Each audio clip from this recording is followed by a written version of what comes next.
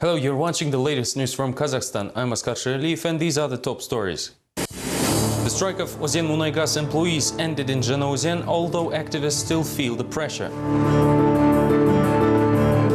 Alexander Palyonny, the unlikely internet hero, will pay $3,000 for insulting traffic policemen in the media.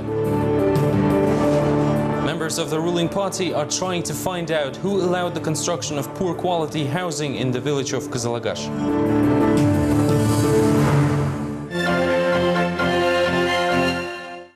The 5-day strike in oil-rich Zhanaozen ended on Tuesday. Ozenmunaygas employees returned to their workplaces after lengthy talks with the company's top management, which promised to support in court Tagan Kashanov. The public advocate is currently under house arrest, but oilfield workers claim that following Kashanov's arrest, other activists now also feel the pressure of the authorities. The strike of Ozenmunaygas employees ended on Tuesday, although the main demand of the workers to drop the criminal case against the trade union activist Tagan Kashanov was not fulfilled. The decision to end the strike was influenced by another trade union advocate, Mukhtar Umbetov. From now on, he will represent Kashanov's interest in court. This seems to calm down the employees, as for Umbetov this case is a matter of honor. I don't know what happened there, as I still have to read the case materials, but this is the will of Kashanov himself. For now, his representatives appealed to me unofficially, and I promise that I will represent him. I believe it is my duty to defend a person who also protected my family and my house. Oil workers remain in depression since the beginning of the strike, saying the authorities are trying to split their ranks by pressuring activists and family members. Some of the employees have already joined the company's leadership, but the majority is still ready to stand up for their workers' rights. Sometimes the confrontation leads to fights. Electrician Bakseyek Tualetov ended up in hospital with a broken nose. I was beaten at work. I know it happened at the orders of my superiors. They even threatened to injure my son. I filed a suit, but a case was never instigated. More than 2,000 employees of Ozenmunaygas entered the strike on October 21st after the police arrested Tagan Kashanov on the charges of drug possession. The strikers considered this a provocation and believe the heroin and hashish were planted. As far as I know, there was no preliminary demands and they just didn't show up for work. In any case, we will monitor and control this case until the trial. Workers say the situation could repeat with other activists. Currently, the prosecution office threatens the action organizers with liability, since the national company sustained substantial losses due to the strike. It is likely the company's downturn will reflect on the employees' bonuses and wages. Although the strike in Zhanaozen is over, the situation remains tense. Ozenmunaygas employees tell reporters that the authorities managed to split the staff, with some workers now siding with the company's management and others still defending employees' rights. It is now risky to talk about the issue. What happened to Tagan Kashanov has really scared all of the local residents. Activists of Zhanaozen now complain about omnipotent shadowing as well as intimidation of those brave enough to publicly voice their civil position. Usually they receive calls from unidentified persons who threaten people with physical harm or locking in a psychiatric clinic. The oil workers have even drafted a letter to the governor of the Mangistau region demanding to stop the persecution. A reply has not been received so far. On Tuesday, the International Network of Trade Unions Labor Start published a message on its website expressing its support to the arrested Tagan Kashanov. Moscow representatives of the organization believe the prosecution of the activists from Zhanaozen is carried out to intimidate other Ozenmunaygas employees with open civil position. Representatives of the global trade union movement say that the Tagan Kashanov situation went far beyond Kazakhstan and is now monitored by the international community. In this sense, any exemplary punishment could lead to another wave of protests. We hope to achieve a transparent, unbiased and just trial. At the moment, we only know that Kashanov's arrest was accompanied with gross violations of procedural code, as his car was searched without witnesses and warrant.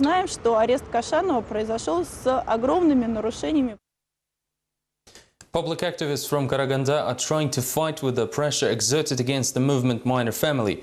Supposedly, the authorities are hampering with the work of the organization to isolate the leaders of the miners' family and prevent their participation in the alternative oppositional forum in Astana, scheduled for the same time as the OSCE summit. On Tuesday, the union leaders obtained official medical certificates from a psychiatric clinic, proving their perfect condition. This was done to avoid the fate of Tahir Muhammadjanov, who was almost locked up in the mental clinic over the weekend. According to the recently issued diagnosis of the psychiatric clinic, leaders of the Union Minor Family and Karaganda activists of the unregistered political party Alga are absolutely healthy. The oppositionists were forced to receive the medical certificates after an incident with the deputy head of the Minor Family, Tahir Muhammadjanov. Last weekend, orderlies and men in civilian clothes attempted to hospitalize him to a psychiatric hospital and even tried injecting him with some kind of medicine. Someone is trying to destabilize the work of our organization. Most likely they are corrupt officials and law enforcement officers, etc., who were bribed by the ArcelorMittal Temirtau and are now willing to sacrifice the lives of miners for money.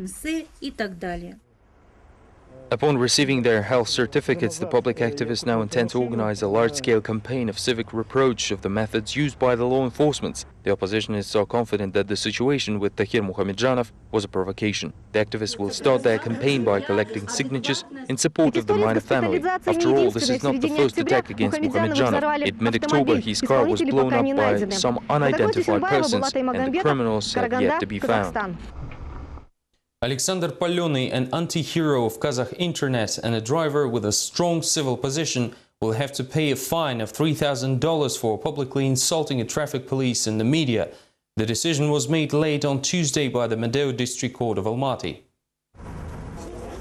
As part of his last word, Paleny said that he doesn't consider YouTube, which hosted the infamous video, a mass media, and also demands not to include the compact disc with the recording to the other case materials. In addition, Paleny said that he intends to appeal the decision in international courts. Previously, on August 31st, the driver from Kyrgyzstan, Alexander Paleny, was stopped by the Kazakh road police. After recording the heated conversation with the policeman on his camera, Paleny uploaded it to the internet and was subsequently arrested. Many protest movements are becoming more active on the eve of the OSCE summit in Astana. Residents of different regions of the country flocked to the capital in hopes of drawing officials' attention to their numerous problems. Chernobyl disaster liquidators from Kazakhstan receive about $200 per month. They are asking the state to raise their pensions and not create a quota for the treatment of radiation sickness in specialized hospitals of the CIS. For the first time, activists of the movement that has around 7,000 members gathered together in Astana to deliver petitions to the President and Prime Minister. To avoid unnecessary excitement, only union leaders came to the government office. We have gathered together 11 leaders of regional Chernobyl unions and drafted a letter as part of our efforts to introduce changes to the budget, which should also reflect our interests. Later, the participants in emergency cleanup of the Chernobyl disaster called a press conference where they claimed that liquidators in Russia and Ukraine are paid up to $600 in benefits in addition to their pensions. If the authorities will ignore the demands yet again, the protesters will appeal to the international community on the eve of the OSCE summit in Astana. I see OSCE as one of the possible organizations where we can appeal. We have made a first step, raised a number of questions to all state bodies on the national level. Residents of the capital suburbs also appeal to European public. Apparently, owners of several private houses are not satisfied with outside amenities and are asking for well-furnished apartments instead. It is cold, hence the problems with health. We're waiting for December. We'll come up with some extreme measures during the summit. Participants of mass hunger strike in Astana also wait for the summit with hope. The interest holders link their protest with the main political event of the year back in summer. They say that there is no other way. After all, local authorities have no time for the matter, also being busy with preparations for the summit. The difference is in their goals. Organizers want to use the summit to improve the country's image, while citizens are interested in solving their everyday problems.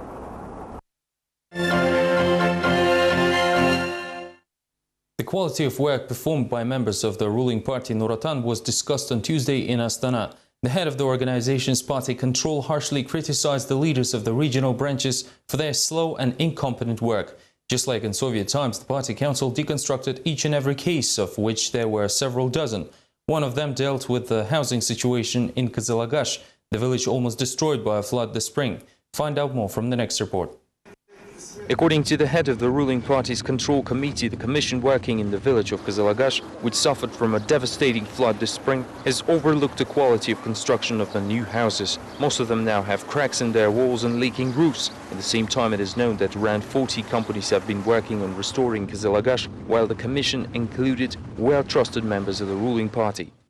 We need to conduct an investigation to find out why the commission, which included members of the ruling party, approved for exploitation houses in Kazakhstan in their current condition. What the deputy governor has been thinking. All responsible should bear punishment upon the investigation.